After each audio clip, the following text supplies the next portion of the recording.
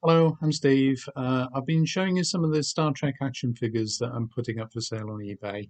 I've got a bit of a mixed bag for you today. One or two I might have shown you before, not sure whether I have or haven't. Let's just start with this, which is Commander Salar, Romulan commander, who is the daughter of Lieutenant Natasha Yar. That's Natasha Yar from an alternate timeline, um, played by Denise Crosby. So that's an interesting figure. Again, I'm not sure how much I'm going to be putting this up for. I am taking offers on some of the figures, so if you're interested, please do have a look. So that's Commander Salar. Next one, Q, the the mischievous omniscient being, played by John Delancey. Um, Q was introduced, of course, in the very first double episode of Star Trek: The Next Generation, Encounter at Farpoint, and made appearances right throughout the whole run of Next Generation, and also in one or two, maybe three episodes of Deep Space Nine. Very popular character. Um, Not sure how much the figure looks like John Delancey, but there he is, Q, dressed in Starfleet uniform. So that's that one. Next one is another adversary, or what were originally adversaries of the Federation, the Ferengi. Um, it took a bit of a while, I think, for Star Trek to work out exactly what to make of Ferengi. I don't think in the first season they were particularly credible as enemies or adversaries. I didn't really come to proper effect until the character of Quark in Deep Space Nine, in my opinion. Um, but that's just a generic Ferengi figure from the Next Generation series. Next one I have to show you is a Romulan, and again, just a generic Romulan, unlike the specific Commander Salar we showed you. This is just a representative of the Romulan species. Romulans, as you know, related to the Vulcans, um, but with some very different characteristics, really. Quite warlike, um, untrustworthy in some ways, I suppose. Um, but there we are. That's an early figure again, I think, from the first series that was issued in the UK. Next one is another villain, this one a more specific character, which is Dr. Sauron from Star Trek Generations, played by that brilliant British actor Malcolm McDowell. Um, not the most striking of figures, maybe as far as action figures are concerned, but there we are. It does represent Dr. Sauron. Next one that I have to show you is another interesting character, really, which is the Sarek, played by Mark Leonard. I beg your pardon, I almost forgot his name there. Mark Leonard, a well-known American actor, um, who was also in the 1970s television series of Planet of the Apes, playing Urko, I think, or Arko, I think his name was. Great actor.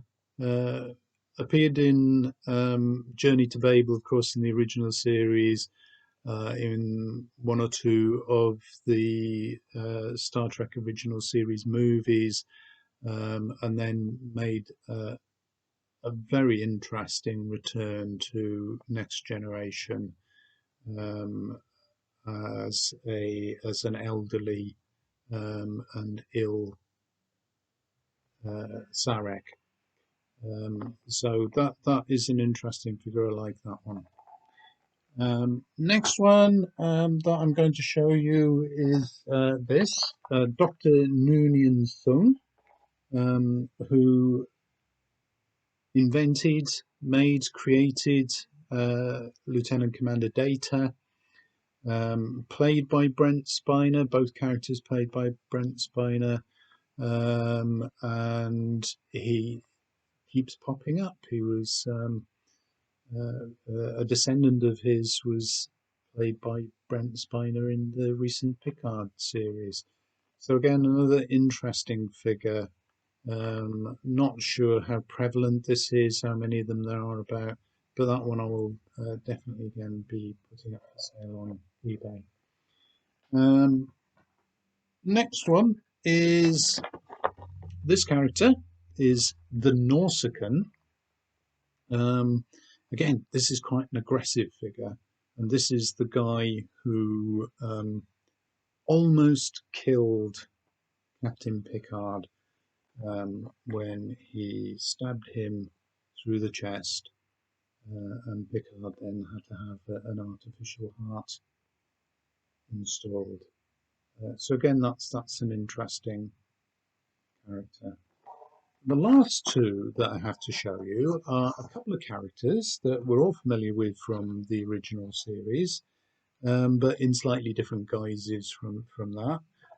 We've got James T. Kirk, as he appeared in the Next Generation film, Star Trek Generations, played, of course, by William Shatner. Again, this figure actually, I think, almost looks like William Shatner. And there he is in the movie uniform, which of course they adopted because there he is in his later years. Come on, you've all seen the film, so you know that he doesn't survive the end of the movie. So there we are, the final outing for James T. Kirk. And lastly, everybody's favourite Star Trek character, Spock. And here he is as Ambassador Spock from The Next Generation, where he appeared in 2 episodes, although really only in 1 episode because it was a 2-part story, the title of which completely escapes me at the moment. Unification, that's it. Unification parts 1 and 2. Only really appears very briefly at the end of the 1st episode, and then is involved in the 2nd episode, having some heart-to-hearts with Captain Picard, and of course with Data, the character that kind of resembles Spock, or is perhaps in some ways a reverse of Spock. Spock, the half human, half Vulcan, who initially really tries to deny that he has any sort of human qualities to him at all, but eventually embraces human values like friendship and so on. And Data, the android with no emotions, who wants to become human, and later on in the films, of course, acquires an emotion chip. So there we are, everybody's favourite Star Trek character, Spock. I've got 1 more box of action figures to show you, so I'll make another video for that.